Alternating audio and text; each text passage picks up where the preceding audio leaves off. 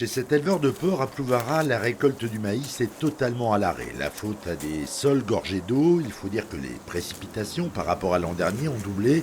173 mm pour le seul mois d'octobre. Conséquence, il est parfois presque impossible d'accéder aux parcelles. J'ai essayé de récolter un peu de maïs pour pouvoir faire la jonction. Et puis forcément c'était un peu humide et j'ai cru ne pas pouvoir ressortir parce que c'était vraiment trop humide, quoi. Sur cette ferme, le maïs, c'est l'aliment du cheptel. Alors fatalement, il y a urgence à reconstituer les stocks. J'ai récolté 1 à 2 hectares là, juste pour l'alimentation de mes animaux. Donc il en reste 53, 54 hectares à moissonner, quoi. Habituellement, à cette époque, vous avez fini. À cette époque, c'est fini, ouais. Donc et les semis sont engagés, les semis de céréales sont engagés, quoi. À la Chambre d'agriculture des Côtes-d'Armor, cet ingénieur agronome a pris la mesure de cette situation exceptionnelle.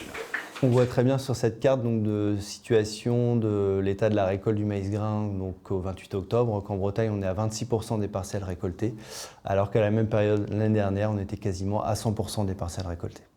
Un retard qui pourrait impacter la qualité du maïs produit cette année, mais aussi perturber les cultures à venir. Qui dit récolte tardive dit impossibilité de semer le blé tant qu'on n'a pas récolté. Et donc un impact potentiel, plus on sème le blé tardivement, un impact potentiel sur le rendement au final du blé, puisqu'on peut avoir des difficultés de germination du blé à ces époques-là. Partout dans les campagnes, on espère depuis des semaines une accalmie côté météo, mais les prévisions laissent à penser qu'il faudra encore patienter.